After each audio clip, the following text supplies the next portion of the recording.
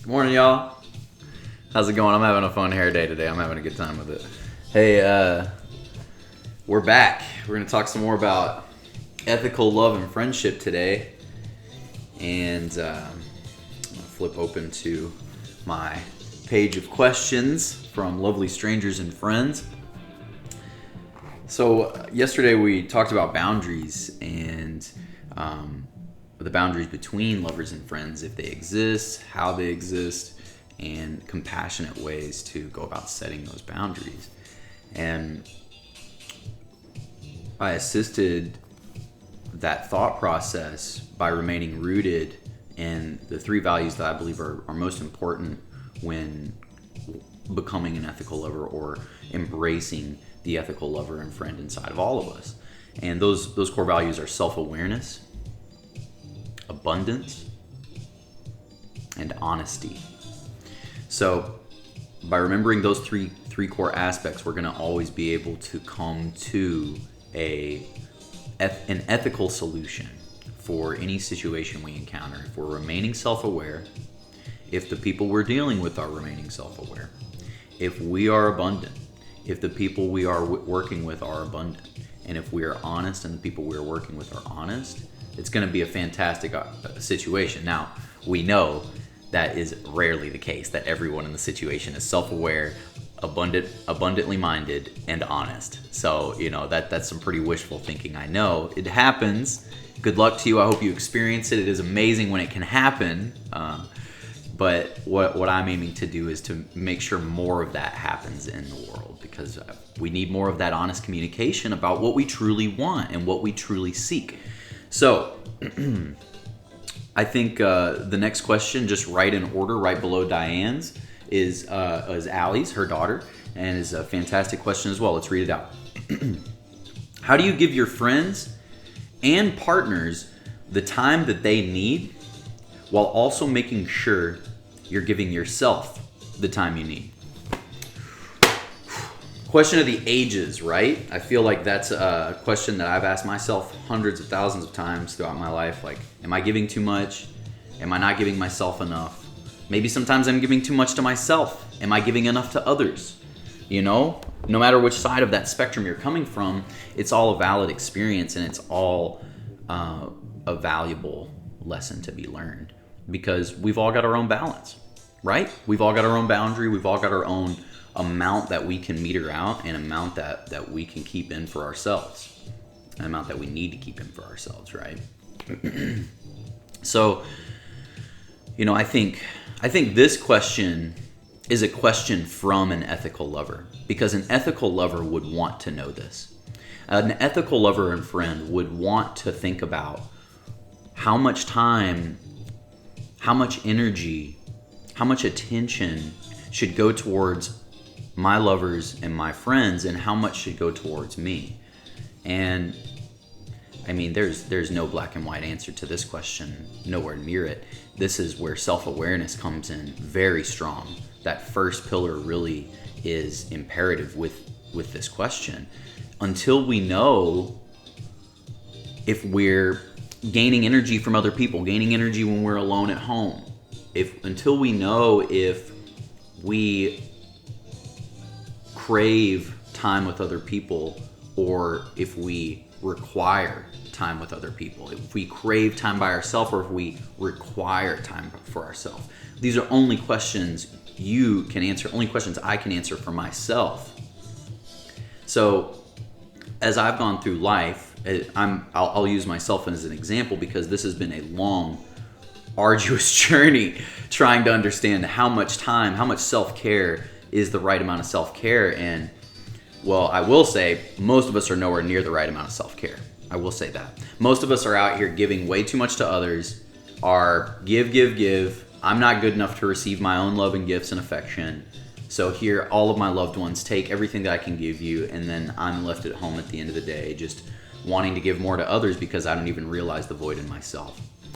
And I do want to clarify that there are many people out there who are genuinely satisfied by giving 90% of themselves to others. There are people out there that are on that part of this spectrum, this scale. And there's nothing wrong with them. They are fantastic and necessary human beings. I love them for that extraordinarily generous energy they carry. Now, I'm not up to the 90 percentile. I do need a more than 10% of my time and energy and attention for myself. And as I've gone through my life, specifically, all I've done really is experiment, as many of us do. You kind of learn through trial and error.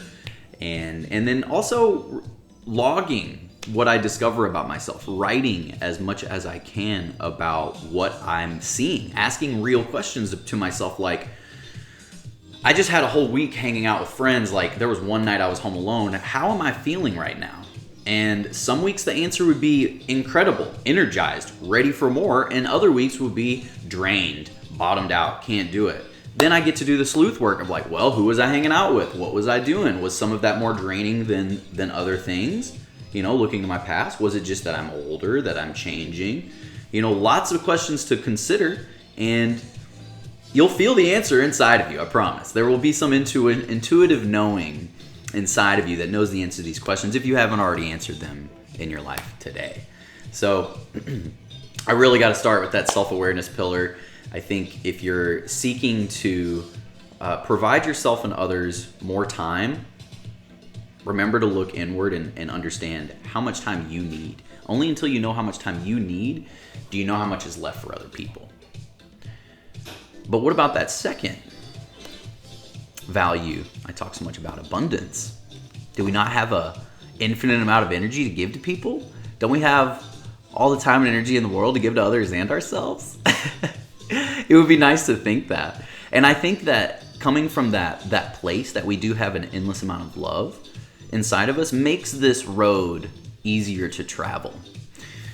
By that I mean, yes, there's a finite amount of time in the day, and there's a finite amount of abilities to see people do things, have experiences because of that finite amount of time. But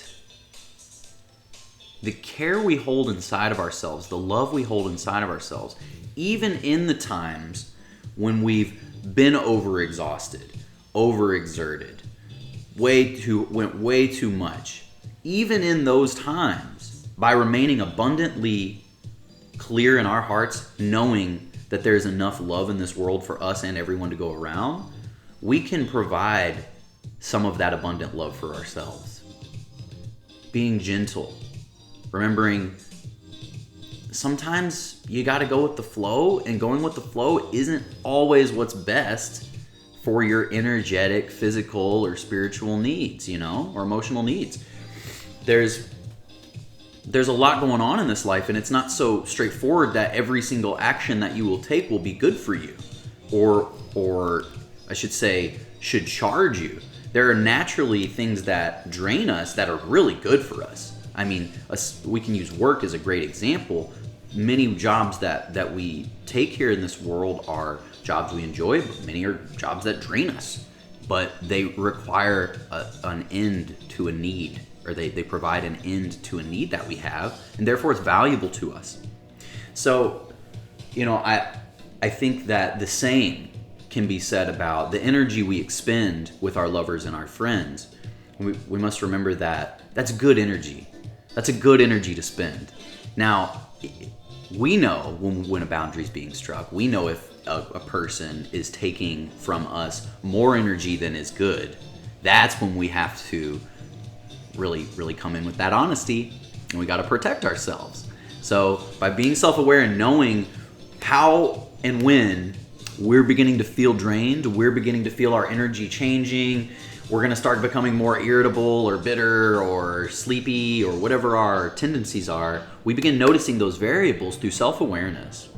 We're gentle on ourselves. If maybe we got to push through a little sluggishness, we don't have much energy, but we got to do it one more day, got to go out one more time because my friend's still in town, I love them to death.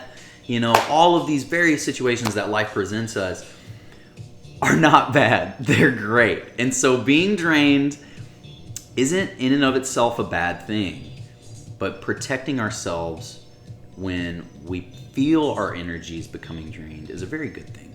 And I find has allowed me for much greater energy to just do more by taking some intentional time for myself when I know that I need it, which is a lot more than most people think. I need a lot of alone time, tons of it.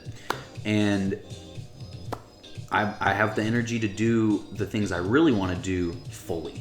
You know, I'm really fully present. I'm not half in my head, half there. I'm not half tired and half there. I'm fully present in these experiences because I am tending to my rest. I'm tending to my personal hobbies and my systems, my processes. It's great. It's great. Highly recommend it. Though I'm sure a lot of you already do this. Anyway, I hope you're enjoying this discussion of ethical love and friendship. Today's question was from Allie, and I believe is a question asked by an ethical lover and friend. She's an outstanding ethical lover and friend, and that's proof to it, asking such a wonderful question like that. I thank you all for listening, and I look forward to our next episode. If you have any questions, please feel free to leave a comment. I'd love to discuss that sometime in the future. Ciao!